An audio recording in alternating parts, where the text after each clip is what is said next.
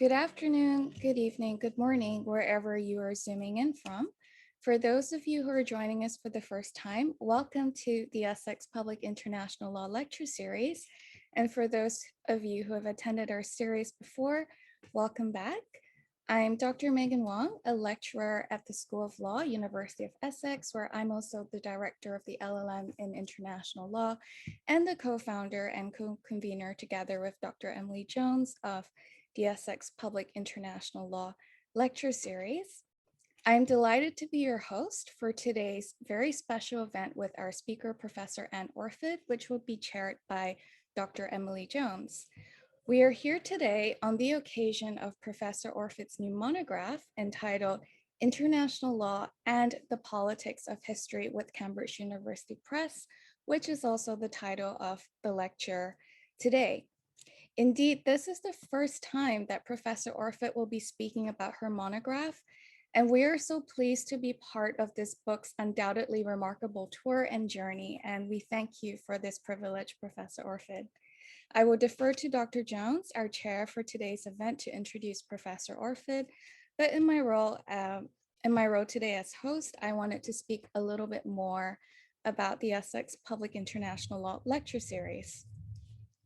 Our lecture series was founded earlier this year and inaugurated by Professor Niels Blocker, Chair of International Institutional Law at the University of Leiden and former Deputy Legal Advisor to the Dutch Ministry of Foreign Affairs. The series is built upon two important intellectual traditions of public international law, formalism and international legal practice, international legal theory, including post-colonial and feminist perspectives. And the idea for the series stems very much from our friendship and is inspired from our respect for each other's scholarship and research. We're both generalist public international lawyers with several specialist interests, including mutual research interests such as international environmental law, international law of the sea, and the law of the use of force, but we write from different approaches. I'm a formalist and Dr. Jones is a critical legal scholar. And what we were hoping with this series is to bring together something for everyone. In addition to this being the beginning of the journey around the globe of Professor Orford's new monograph, this event brings to a close the International Legal Theory section of our lecture series, which was opened by the excellent Dr. Dina Suvala from Australian National University earlier this year. It is also the last lecture of our series, as our next event, our closing event, is a special panel with Her Excellency Judge Maria Teresa Infante Caffi, International Tribunal for the Law of the Sea and former Ambassador of Chile to the Kingdom of the Netherlands, Professor Malgosia Fitzmaurice, Chair of Public International Law at Queen Mary University, London, Professor Patricia Gavol-Teles, the member of the UN International Law Commission and present chair of the drafting committee, Professor Fotini Patzartzis, the chair of the UN Human Rights Committee. So that will be our final event for the year, and we hope that you join us there.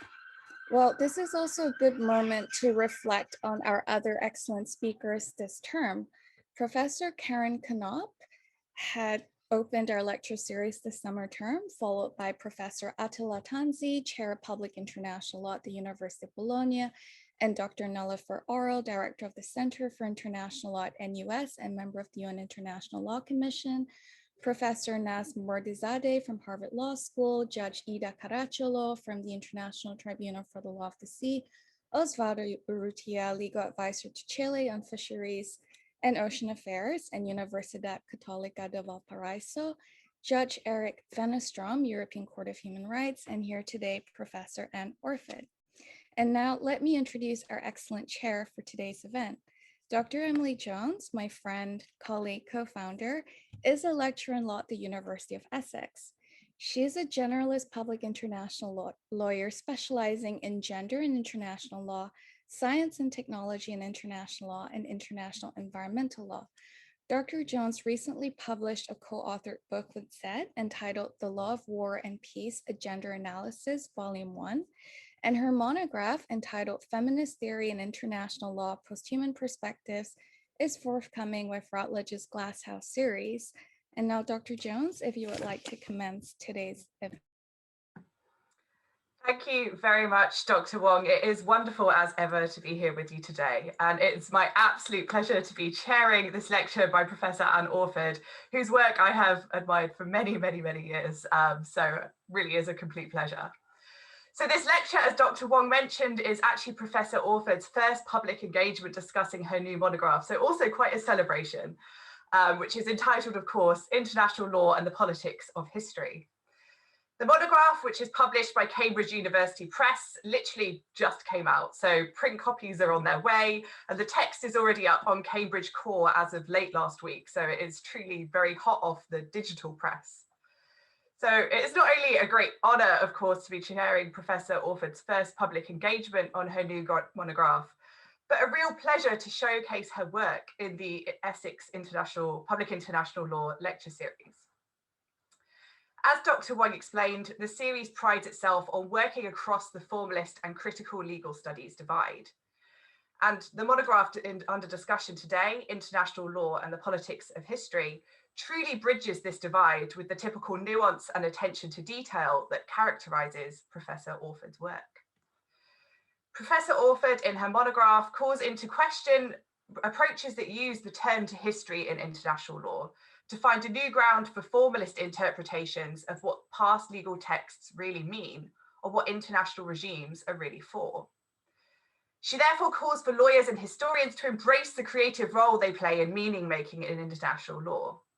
And so while the monograph's core argument is essentially critical, I've had the great pleasure of having a bit of a sneak early glimpse of the monograph, and it's really enjoyable. And I can also tell you there's some really good formalist and fantastic formalist sections in the monograph too. And it really engages a wide array of literature across the formalist and critical divide. And as you will also surely see, the bibliography is pretty amazing too. So Dr. Wong and I are therefore especially pleased to have Professor Orford joining us today. And I am just quickly also posting a link for you all in the chat. So there you go. So that basically is where you can go and pre-order the book if you want to, but you can also check out the table of contents. We thought that this might help when following the talk a bit today, because I think Professor Orford is going to be following that format. So enough from me really, and now to introduce you to our fantastic speaker. Professor Anne Orford is Redmond Barry Distinguished Professor and Michael D. Kirby Chair of International Law at the University of Melbourne, where she directed the Laureate Programme in International Law from 2015 to 2020. She is a Fellow of the Academy of Social Sciences in Australia and a past President of the Australian and New Zealand Society of International Law. Professor Orford has held visiting professorships at multiple universities, including Harvard, Lund, Gothenburg, and Paris-Am, and has lectured at the Hague Academy of International Law. And her publications, of course, include Reading Humanitarian Intervention, International Authority and the Responsibility to Protect, Pensée critique et pratique du droit international, the edited collection International Law and its Others, and the co-edited collections, the Oxford Handbook of the Theory of International Law and Revolutions in International Law, the Legacies of 1917. So a very quick housekeeping rule, if you do have a question, there is a Q&A box that you'll see at the bottom of your screen. So please post your questions in there. You can post them at any point, but I will be asking them of Professor Orford at the end of her lecture. If you want to remain anonymous, then there's a little tab that you can click and you can submit your question anonymously. If you do that, then obviously I'll read out your name.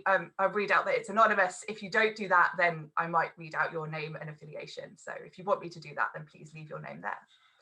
So without further ado, it is now time to hand over to our fantastic lecturer today, Professor Orford. Thank you, Professor, for joining us, and the floor is yours. Thank you, Emily. Well, I would like to begin, as we begin all public events here in Melbourne, by acknowledging the Wurundjeri people of the Kulin Nations, the traditional owners of the land on which I'm speaking, and pay my respects to their elders, past and present. It's a great pleasure to be invited to take part in this wonderful lecture series, and particularly to be hosted by such a dynamic pair of young female scholars, Dr. Emily Jones and Dr. Megan Wong, whose friendship and solidarity gives a very special flavour to this series. And they note that their series prides itself on building on two important intellectual traditions of international law, as you just heard. On the one hand, formalism and international legal practice. On the other hand, international legal theory, including post-colonial and feminist perspectives. So that makes the series an ideal home for my first attempt to give an overview of my new book, International Law and the Politics of History. My book makes a very strong argument for the need to think through this relation between international legal practice and international legal theory. My editor for the book, Tom Randall, worked very hard to have the online version of the book available in time for tonight's talk, and I'm grateful to him for all the work he's done to publish this book, despite the logistical difficulties associated with publishing during a pandemic. So the book, as Emily mentioned, is now live on Cambridge Core for those who have access through an institutional library. The hard copies are coming very soon, but I'm going to declare the book published for the purposes of this talk. In the meantime, you can look inside on the CUP site at the table of contents, the first 10 pages of the book and other bits and pieces. So as I'll be presenting an overview of the argument here, we've added that link to the CUP site in Zoom. And please do take a look at the table of contents if you'd like to follow along as I sketch the argument. And as a final note before I begin, I'd also like to take this opportunity to mention that this book, as with all my other books with CUP, was pitched to the great Finola O'Sullivan. And I'm enormously grateful to her for the support she gave me and my work over almost 20 years. She changed the face of international law publishing. And I'm sad that due to a restructure at CUP, Finola had to leave the press in March. Her departure is an enormous loss to international publishing and to all of us. So this book is about an encounter that's taken place between international law and history over the past 2 decades.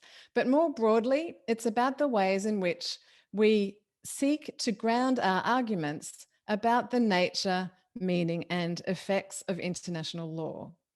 So in the talk, I'm going to sketch the nature of the encounter between international law and history that has motivated the book. And this maps onto chapters 2 and 3. I'm then going to step back and suggest that in order to make sense of that encounter, we need to understand how historians use law and how lawyers use history or the past. So that maps onto chapters 4 and 5. And third, I want to suggest why this encounter matters, and that maps on to chapters 6 and 7. But the take-home point is that the turn to history in international law today works as a new foundation for formalism. Historical arguments are being used to guarantee the truth of legal interpretations or legal claims in a post-realist field. So I characterize the international law field as post-realist because what counts as a persuasive legal argument in international law has been deeply affected over at least the past century by the realist challenge to the idea that law is a system of rules, the meaning of which is determinate, and the consequences of which in any individual case can be mechanically derived from those rules. So the realist challenge to the tenets of formalism and positivism led the early American realists in particular, and many since then, in 2 different directions, both of which have also shaped international law. On the one hand, the realist challenge fueled a skeptical version of legal thinking, which we might trace into critical legal studies or CLS today. And this form of thinking rejected the idea that there was a rational solution to every legal problem that could be uncovered by the use of the correct method, model, or process. But on the other hand, the realist challenge to law also inspired a search for more scientific foundations for the law. So for those whose response to the realist challenge led in that direction, law might be politics all the way down, but perhaps other fields of human knowledge, more scientific fields, could still offer neutral, verifiable, or objective grounds for legal argument. So over the intervening decades, there have been numerous attempts to re-establish an objective standpoint that lawyers could use to make decisions about legal issues without resorting to politics. So some have sought to find those new foundations in allegedly neutral processes or non-controversial decision-making procedures, such as the democratic process or the veil of ignorance or game theory. Others have posited abstract values or criteria for judgment that are said to trump or transcend political divisions, appealing to categories such as rights, dignity, welfare, equality, or efficiency. And others have sought to turn normative disputes into debates about social scientific data or facts or experimental findings. So my argument is that appeals to history are doing the same work in international law today. Empiricist historians make the neoformalist claim that reconstructing historical contexts can offer us a verifiable means of interpreting past legal texts, practices, institutions, regimes, concepts, or techniques.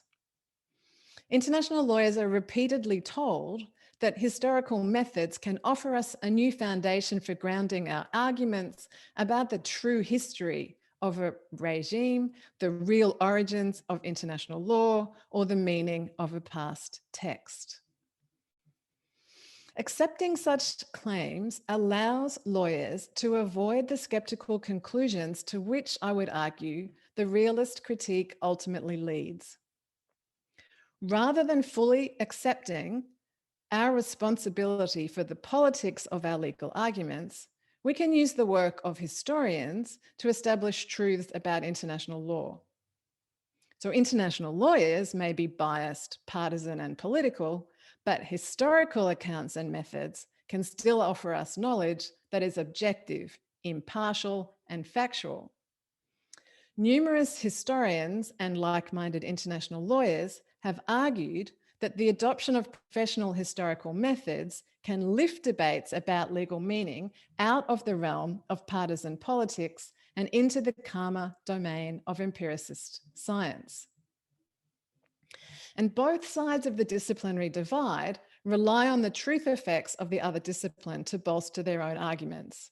So historians rely on accounts produced by international lawyers for a sense of what international law is today, as if those accounts were objective. And international lawyers rely on accounts by historians for a sense of what international law was in the past, as if those accounts were objective. And so the result is that we can escape interpretive uncertainty or our own responsibility for making legal arguments by suggesting that we're uncovering something about the law, discovering the truth of a regime by pointing to its real origins or revealing the history of a field rather than constructing it. So is that a bad thing? Don't lawyers have something to gain from accepting the Council of Professional Historians if their methods can offer us an evidence-based account of the true origins of international law or allow us to understand the real meaning of the historical texts with which we routinely go to work? After all, what could be wrong with a commitment to rigorous engagement with facts, careful work in archives, articulating the intentions informing past utterances, or correcting partisan and instrumentalist misuse of the past? Or for those interested in doing critical work, isn't it valuable to discover or uncover the true origin or real meaning of the legal regimes with which we're working, and thus be able to prove beyond doubt that everything else we've been told about them is simply an effect of mythologizing or the invention of tradition. So shouldn't we welcome a method that can empirically establish the misleading nature of international law's claim to embody universal values or represent all of humanity? Don't we secretly fear that lawyers' amateurish approaches to interpreting past texts, events, or practices need to be corrected by professional historians who can provide us with the empirical data that will expose the dangerous rhetoric with which lawyers, particularly lawyers on the other side, pull the wool over everyone's eyes? So many of us may want to believe that the truth is out there and that this time it's historians who will help us to find it. But I want to suggest, however, that the structure of that argument is leading us down the wrong path. So it matters that the debate with which I'm engaging is structured around a cross-disciplinary hermeneutic of suspicion in which the interpretations of the lawyers on the opposite side of a debate are presented as partisan or ideological or mythologizing, while those of empiricist historians drawn upon to support our side of a debate are presented as objective and scientific. And more specifically, I want to argue that the first claim, that is that lawyers instrumentalize and politicize the past, is a useful insight. That is what lawyers do. However, the second claim, that is that historians can save us, is a misguided attempt to avoid the responsibility that comes with moving beyond formalism. So I'm interested in exploring instead how international lawyers might think about our roles if we accepted the first of those two propositions, that lawyers instrumentalize and politicize the past, without succumbing to the second, that empiricist historical methods might save us from having to take responsibility for actively constructing accounts of the law's past when we argue about law in the present. So there's the key argument. For the rest of this lecture, I'm going to sketch that argument in a little more detail, beginning following the structure of the arguments in the book. So I'll begin with chapters 2 and 3 that explore the encounter that took place when international lawyers turned to history, and the encounter that took place when historians turned to international law. So chapter 2 situates the turn to history in international law. So international lawyers, those of you who are international lawyers watching this talk, will be very familiar with this claim that international law has taken a turn to history, despite the many ways in which we've always engaged with the past and with history. This turn refers to a renewed engagement with history that began in the 1990s. So the key point I want to make here, that I make in chapter 2, is that in order to understand what international legal scholars were doing when they turned to history after the early 1990s, it's necessary to pay attention to the contemporaneous arguments that were being made in international legal practice. So as Annalise Riles has argued, the legal academy is integrated first into the profession and only secondarily into the social science division of the modern university. Legal scholars work as part of an interpretive community that encompasses legal practice and the academy. We teach our students about material that's generated in practice. We critique that material that's generated in practice. We often work with practitioners. Some of us are practitioners as well as being teachers and scholars. Legal scholarship, including legal scholarship that refers to the past, needs to be understood as an attempt both to make sense of and to intervene in a rapidly shifting field of argumentative practice, and to do so while conforming to the conventions of the modern university. So to understand what the turn to history was initially about, it's vital to understand the institutional situation in which it took place, and that is as a form of engagement with arguments being made in legal practice.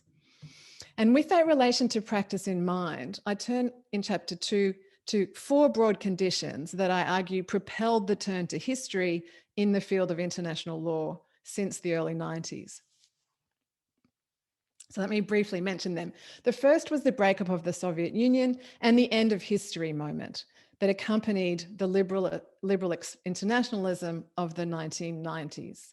So given the context of a unipolar world in which international law was being remade in the image of the sole remaining hegemonic power, the history of international law became one field of increasing interest and attention.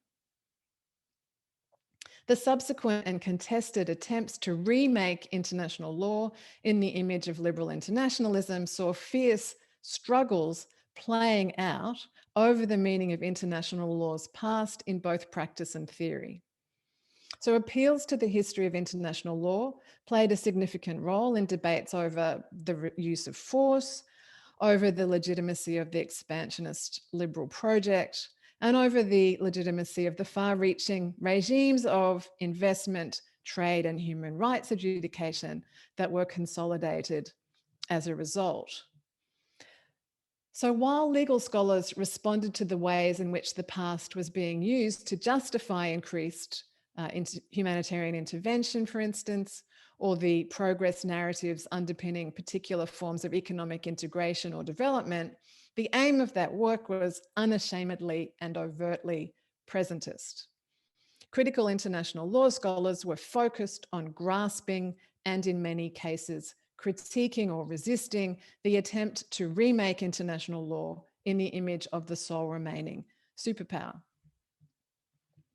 A second condition and turning point for historical engagement with international law was the September 11 attack on the United States and the resulting initiation of a decades-long war on terror conducted by the US and its allies. And this gave rise to a new set of historically focused debates about the evolution of international law and its transformation.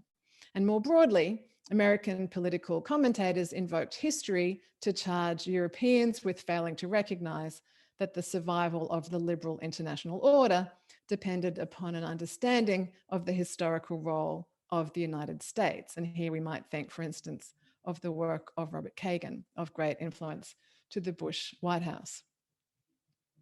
So in that context, many legal scholars began to study the ways in which sweeping narratives about defense of the liberal order were being used to justify the reshaping of international law.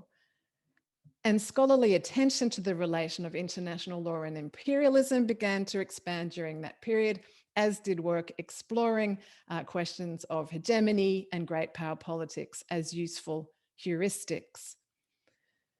So more generally, international lawyers look to the past to explore analogies, patterns, or precedents for making sense of the ways that powerful states developed legal justifications for their resort to force and exploitation of territory, people, and resources. The third condition of the turn to history involved the financial, energy, food, asylum, and climate crises of the early 21st century and the backlash against multilateralism that they triggered. In response to those crises, another wave of historically oriented scholarship began to emerge, and that scholarship looked to the past, either to justify the role of international law or to understand the role international law had played in contributing to those crises and the growing vulnerability, insecurity, and inequality that they made apparent. Lawyers looked to the past both to diagnose how international law had contributed to those problems and to argue over what regulatory changes or new legal techniques, forms, or institutions should be developed in response. And the fourth condition that I study in that chapter is the shift in geopolitics caused by the rise and influence of the BRICS, and particularly China, as economic powers, and the corresponding sense of a decline in US hegemony. A growing body of work in international law and international relations began to explore the implications of those geopolitical shifts, in part through rethinking international history from the perspectives opened up by a focus on historical agents outside Europe and North America.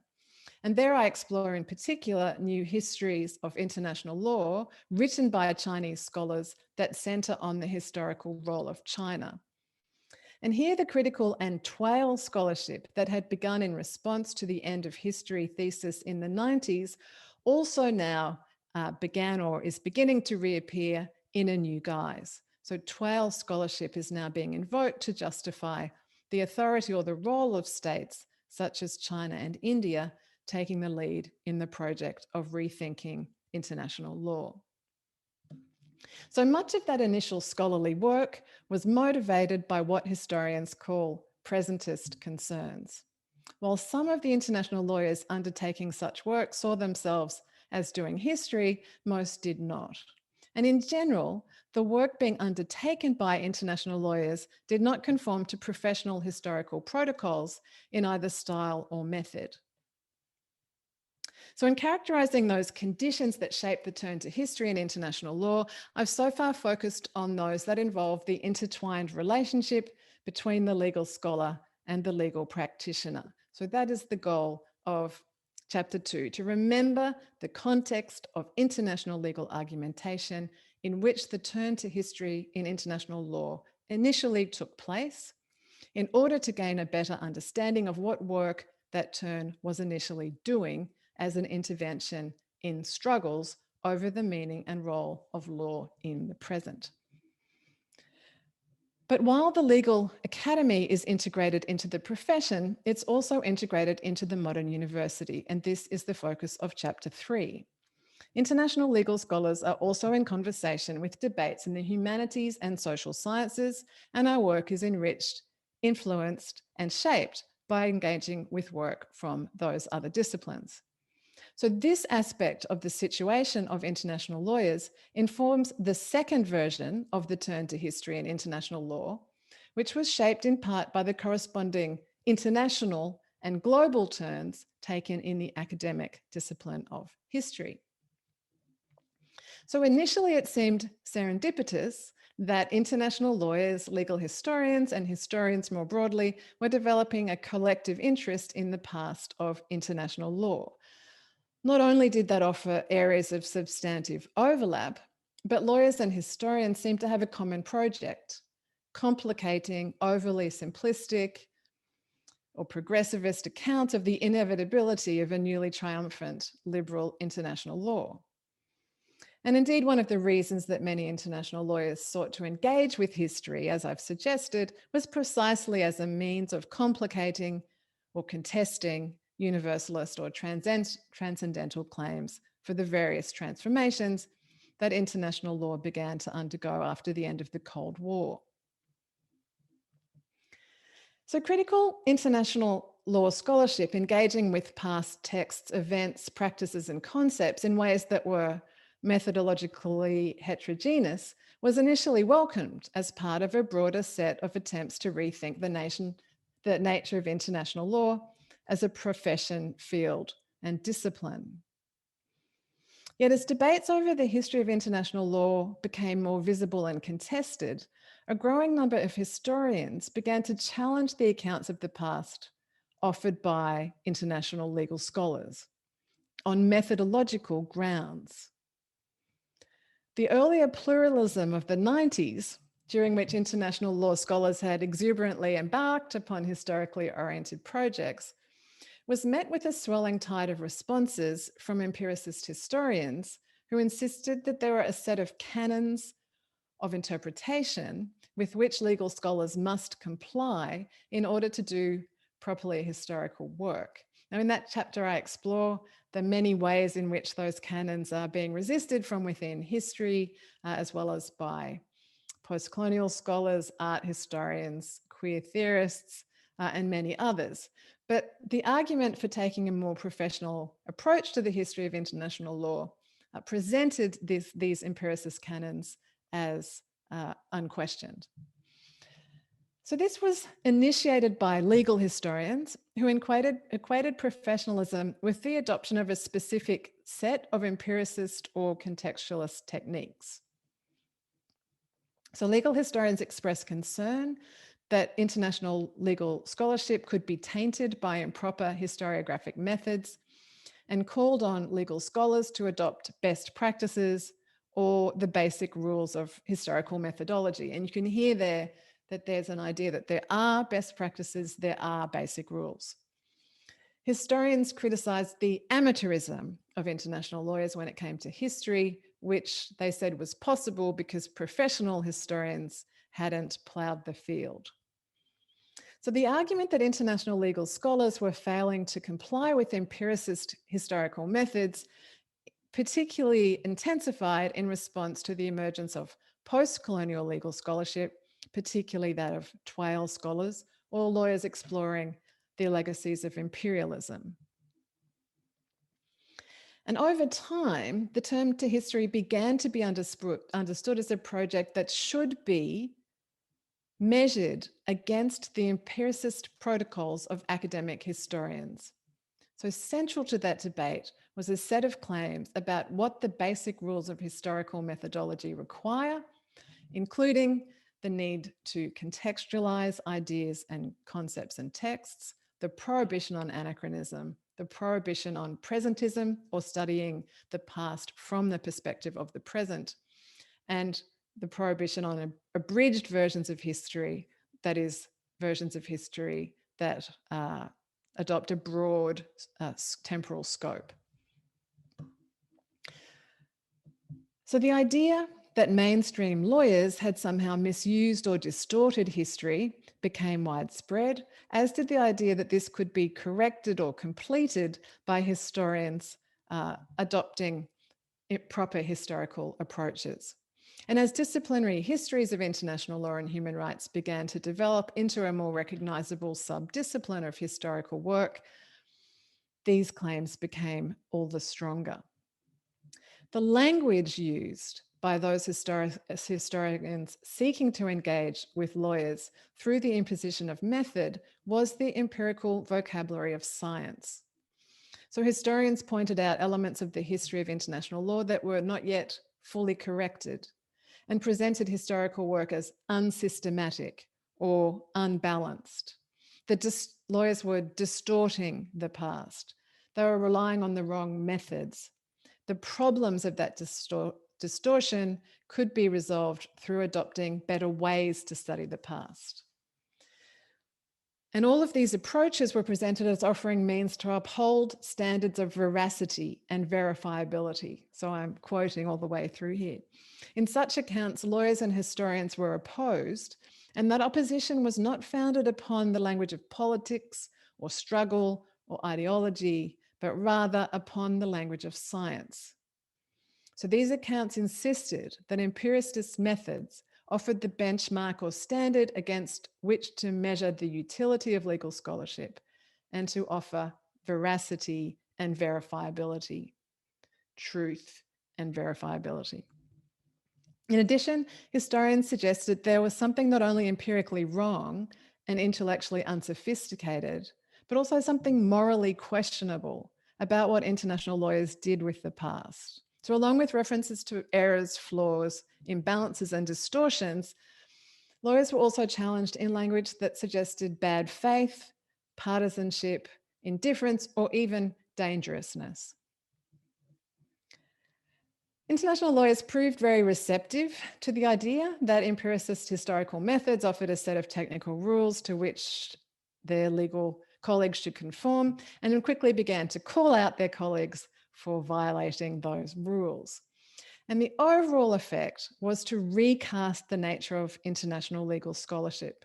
Rather than understanding it as part of a field that includes contemporary practice, historians approached legal scholarship as a field that existed in relation to the academic world of the humanities and the social sciences. And to the extent that the broader field of contemporary legal scholarship was mentioned, it was to dismiss it as methodologically irrelevant or intellectually impoverished. So it's that meeting of empiricist historical methods with international legal argumentation that I'm interested in. So in chapters 4 and 5, I stand back a little from that debate and consider the longer tradition of relations between law and history upon which it draws. Chapter 4, entitled History's Lawyers, argues that the work of contextualist historians, which has founded much of this debate, has depended upon a longer tradition in which the reproduction of a particular image of law and lawyers plays a central role. So that longer tradition, I suggest, helps make sense of the certainty with which Anglophone historians have claimed to be authoritative interpreters of international law's true meaning, using methods that they present as at once objective, scientific, and radical. So as we've seen, the turn to history and international law has been marked by an intense debate about the proper methods or rules that international lawyers should adopt when drawing on the past. And the sense is that the legitimacy of those rules is unquestionable, that the method of applying them is determinate, and that it's self-evident that rules against anachronism, presentism, abridgment, making daring leaps between different periods is self-evident. It's self-evident that those rules can and should be applied to legal scholarship. So it's treated as self-evident that a text, a concept, or a political thought has its own context. And there's something dangerous about the way lawyers try and place texts or concepts or political thoughts in different contexts, in other contexts, in the wrong contexts. Interpreting the past from the perspective of the present is bad, as are progress narratives and myths. Making moral judgments about material from the past should be avoided. So most of the scholarly work admonishing lawyers for ignoring or questioning those axioms simply asserts their normative desirability without much further explanation. And to the extent there is further explanation, it's in the claim that empiricist historical methods offer an evidence-based challenge to the distortions, myths, or dangerously misleading stories presented in legal arguments.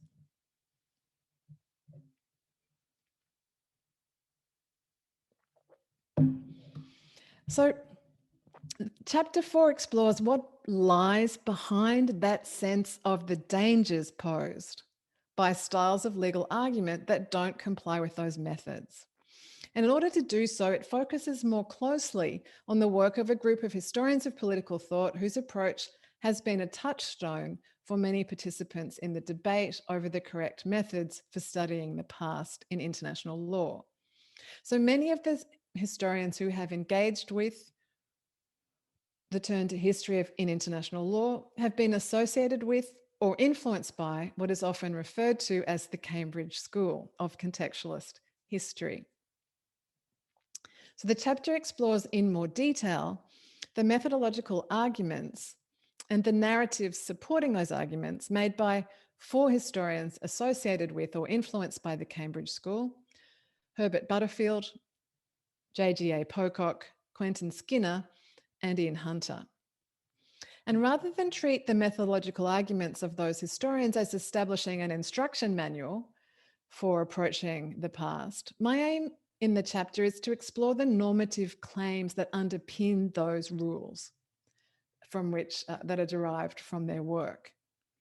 And I suggest that the methodological debate which the turn to history has generated is shaped by a European story about the liberating power of historical consciousness.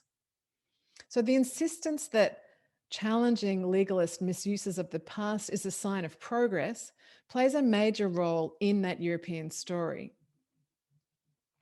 Narratives about conflicts between law and history turn out to be central to contextualist historiography. In those narratives, historians are seen as radical disruptors of legal, theological, and thus political orthodoxy. So my interest is the central role that law and lawyers play in the work of historians whose interpretive techniques are brought to bear on legal scholarship. And in particular, I explore the figure of the lawyer as a scholastic apologist for power or a moralizing judge who reappears in the texts of contextualist historians of political thought and against whom and against which their methods are staged. So that figure of the lawyer appears as Whig constitutionalist in the writings of Butterfield, as English common lawyer in the writings of Pocock, as Renaissance Italian scholastic lawyer in the writings of Skinner, and as Prussian natural lawyer in the writings of Hunter.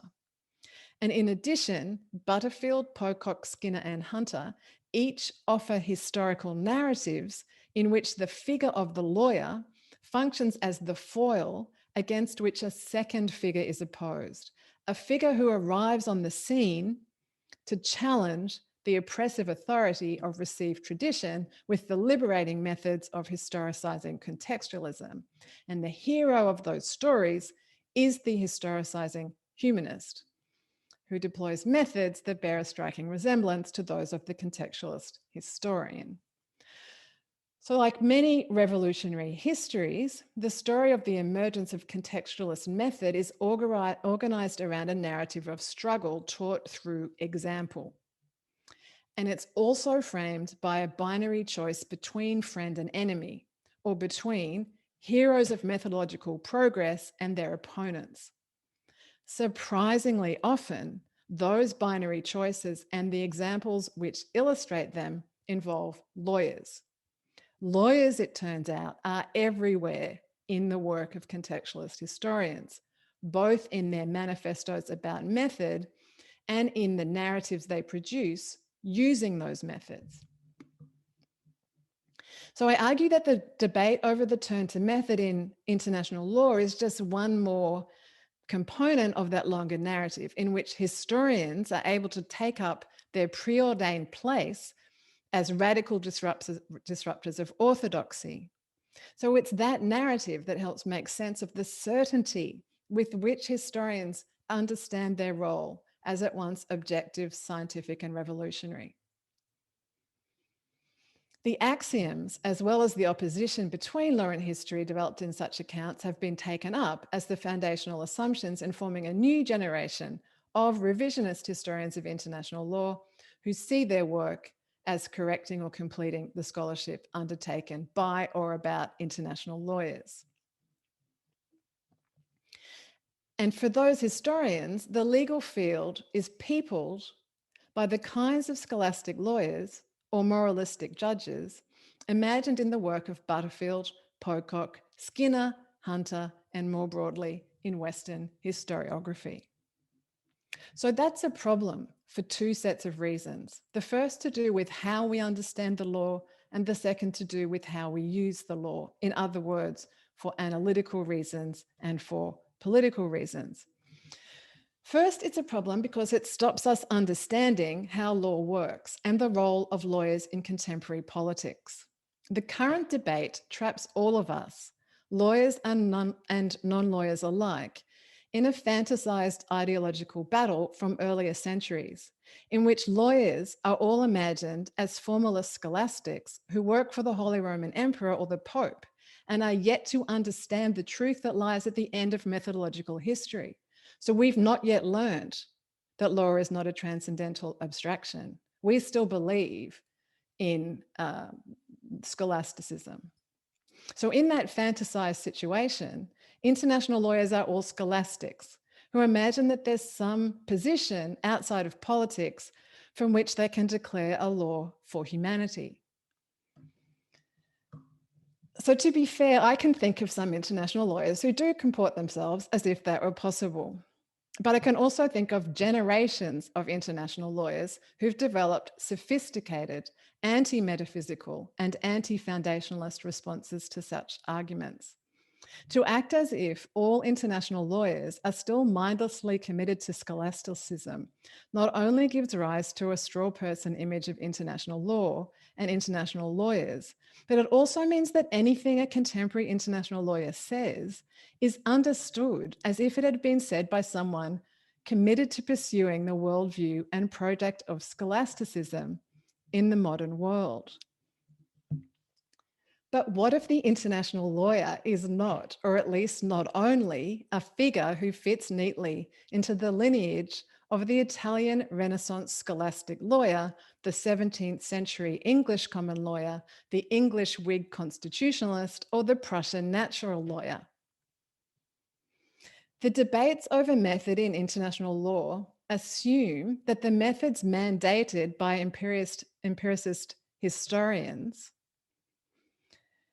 will necessarily have a similar effect that they had when they were a radical challenge to traditional authority in Renaissance Italy, 17th century England, 19th century Prussia, or 20th century Europe. So contextualist historians are presented as arriving on a white charger to liberate us from the Holy Roman Empire or liberal Whig constitutionalism. But the international legal arguments that dominate today are no longer grounded upon the kinds of metaphysical or transcendental claims to which the historical narratives of the European Enlightenment, developed by Butterfield, Pocock, Skinner, or Hunter, draw our attention. In other words, the analytical problem with the claim being made by those seeking to historicize law is not that their method is revolutionary or will force lawyers to give up our illusions about the apolitical and transcendental character of international law. The analytical problem with this claim is the opposite. It's not new or radical as an insight for lawyers. Second, the way that the debate continues to perform an unending oscillation between those two positions of science and metaphysics, history and law, is a problem for politics, which in this case means for the practice of international law. So I turn to that practice in chapter 5.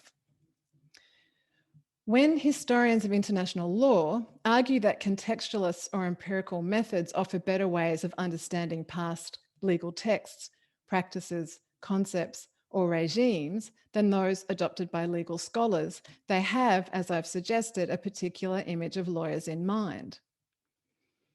So chapter 5 offers an alternative vision of the role of international lawyers that contests the key assumptions that recur in the work of contextualist historians.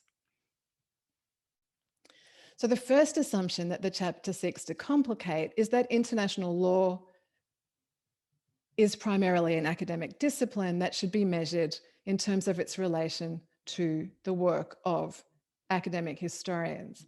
And I argue instead that it's essential to consider how legal practice makes use of the past if we're going to understand how the role that the past plays in contemporary legal argument. Second, the chapter seeks to complicate the assumption that international legal scholars reject empiricist historical methods because they adopt the standpoint of the moralizing judge or the scholastic formalist. Perhaps because the figure of the lawyer as judge or scholastic has such a hold on the historical imagination, it seems difficult for historians to imagine lawyers as speaking from any other role than that of the judge. The judge and the apologist for the system are certainly two of the roles that lawyers might take up in their relation to the past. Yet international lawyers engage with the past in numerous other roles, and grasping those roles is vital to understanding the more varied ways that lawyers make use of past material. Indeed, one of the things that students learn in the process of legal education is the significance of role to legal practice. But there's little recognition in the debate over the turn to history that international legal scholarship might function as advocacy or argument or rhetoric rather than judgment, in which case the test of its success would not be whether it conformed with historical standards, but whether it intervened effectively as an argument. And finally, historians imagine a particular orientation for the international lawyer. Just as scholastic lawyers in the 15th century supported the forms of papal authority founded upon metaphysical claims and the sanctification of texts presented as speaking in the name of an absent source, so international lawyers are assumed to gain authority by claiming to speak in the name of a law founded upon metaphysical claims. Yet learning to attack metaphysical claims and argue from concrete legal sources is a commonplace piece of legal training, and has, of course, been a commonplace piece of legal training for at least the past century, during which it became possible to claim that we are all realists now. In other words, that methodological position has already been incorporated within the practices of modern law. So to make arguments from that position is already to be caught up in the middle of a political battle. To imagine that when lawyers make arguments from the utopian pole of the apology-utopia divide, we do so because we don't know there's any alternative, is to misunderstand the nature of the game being played. And to imagine that the political stakes of taking the utopian, or indeed the apologetic position in any argument, were predetermined in 15th century Italy or 19th century Prussia is to hamper our analytical abilities in the present. So for contextualist methods to be reliably impartial interventions in contemporary debates, the authority of modern law would need to be based on a naive faith in metaphysical claims, formalist arguments, and timeless principles, but it isn't. Empiricist historical interventions have a more complex effect in a field that's dominated by powerful players and states that have long since incorporated the argument that metaphysical or formalist thinking about law is naive. I'm looking at you, the United States of America. So powerful states and powerful actors routinely argue that international law must be contingent, realist, flexible, concrete, responsible to changing circumstances, and unhampered by the baggage of the past. So if we want to understand how historical arguments actually function in international law, we would need to have some sense of and curiosity about the institutional, ideological, material, and geopolitical situation in which they go to work. And Chapter 5 tries to give a sense of the place of history in the practice of legal argument in that sense. In chapters 6 and 7, I turn to consider why this encounter between law and history leads to neoformalism and why this matters. So in chapter 6, I argue that writing the history of an object called international law involves participating in the process of making rather than finding that object, the old realist lesson.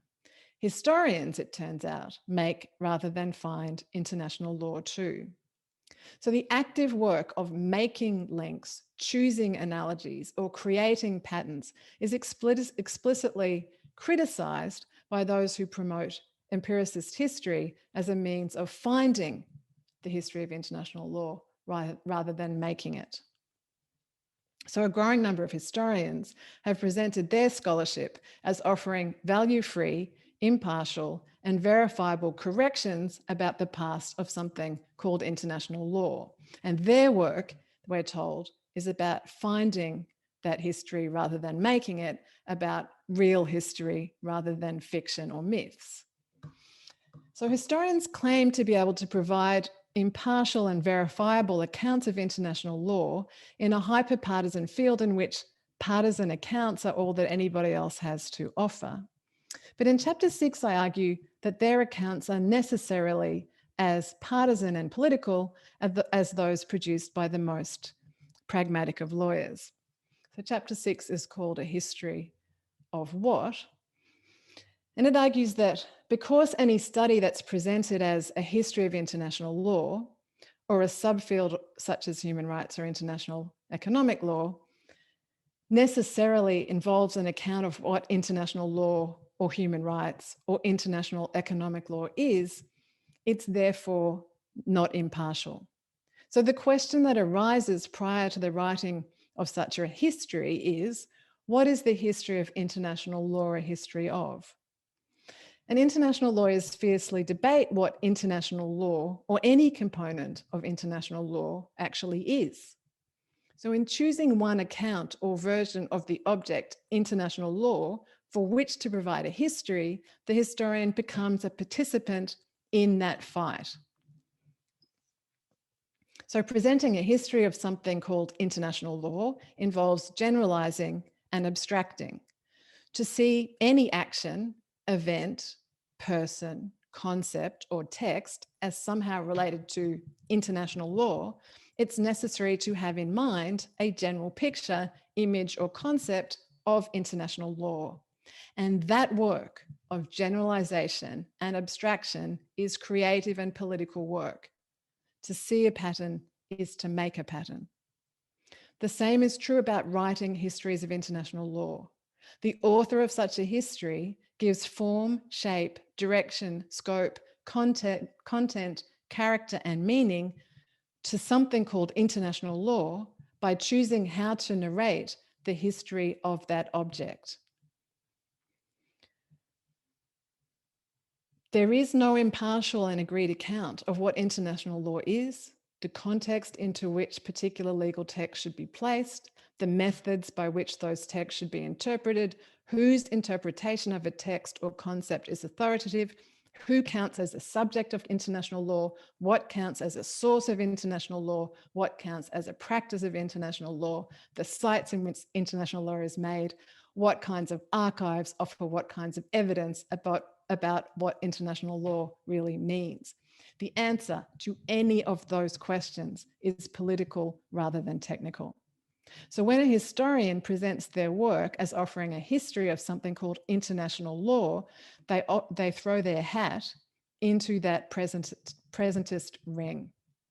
Any study that is described as offering a history of something called international law or of a subfield of international law, like international economic law or human rights law, necessarily makes choices about what international law is, where its precursors are to be found, who or what counts as its subject, what past practice is relevant, which figures, texts, or events are central to understanding how the field developed, how the technical details of practice relate to ideological claims about what the law is for, and why any of that might matter. So to show how that works in practice, Chapter 6 explores 3 empiricist historical accounts that are overtly presented as offering correctives to the distorted, presentist, or incomplete histories of international law produced to date. Lauren Benson and Lisa Ford's Rage for Order, Samuel Moyne's The Last Utopia, and Quinn Slobodian's Globalists. I focus in each case on the normative and political choices involved in deciding what the history of international law, international human rights law, or international economic law is properly a history of. And I show that the choice to focus on particular texts, institutions, figures, or concepts in writing histories of international law has an unavoidably partisan effect. As a result, historians become part of the international law field. The more successful they are at presenting a plausible account of the history of an object they're able to present as international law or international human rights law or international economic law, the more they enter the international law game. So none of that would matter so long as the readers of historical scholarship didn't believe the claim that such scholarship is somehow empirical and objective as opposed to normative and partisan. But increasingly, history is treated as a source of authority about international laws past and of empirical methods by which to improve the objectivity of legal scholarship. So in the final chapter, I suggest that with those moves, history has become a new foundation for formalism in international law.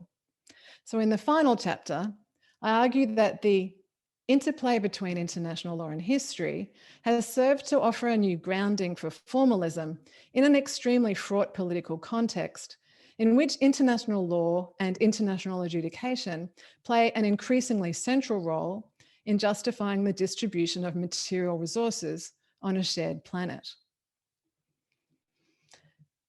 So legal work involves creating plausible patterns, analogies, arguments, and narratives by assembling past material from disparate sources in ways that are persuasive to legal audiences.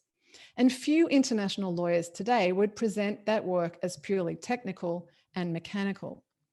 Yet while in a sense we are all realists now, international lawyers still struggle with the unresolved conflicts between the role played by formalism in justifying the place of adjudication in global politics and the widespread acceptance of realist premises that challenge the foundations of formalism. So here, historical work is increasingly relied upon as a source of substantive claims about what law really means, and a source of scientific methods for studying the past. Lawyers rely on the scientific tone and resulting truth effects of accounts presented by historians to intervene in contemporary debates by using the claims made in those narratives about international law's true origins or real history. International lawyers treat historians both as a source of substantive facts about the past and as the source of methods by which to produce such facts. And very often what is laundered back into law in the way that we think about money laundering through history are substantive or methodological arguments that in fact began as partisan positions in legal struggles. So the turn to history has become a turn to a particular tone or style of writing about law, what I've called a turn to history as method. So that turn to history as method is strongly neoformalist. Historical scholarship, we're told, is impartial, neutral, and free of political manipulation of the past for presentist purposes. Historians are committed to correcting or completing the factional scholarship produced by international lawyers, responding to our misuse of the past with the use of the past to produce objective scholarship, exposing our myths and legal fictions and replacing them with evidence and facts. Historians of international law and the international lawyers who mirror their style of arguing turn to history as a way to tell origin stories about the people we hold responsible for making international law, to authenticate certain kinds of responses to international law, or to offer an objective foundation for arguments about which interpretations of a legal text or legal regime we ought to take seriously. To speak as a historian about international law is to speak in a way that has been rendered implausible and unpersuasive if it were attempted by a lawyer.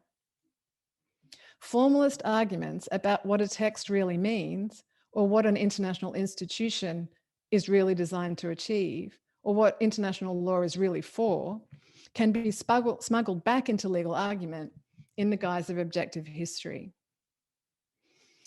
So my argument is that we should resist this turn to history as neoformalism. International law and its histories are made rather than found. Lawyers cannot look to historians, or anyone else for that matter, to save the day with impartial and verifiable evidence-based interpretations of what international law really is, means, or stands for. Nor is it productive to continue reproducing the hermeneutic of suspicion, accusing others of improperly politicizing, instrumentalizing, or misusing history, while claiming that we use history in a properly scientific manner. Yet that's not to say that studying historical material is worthless.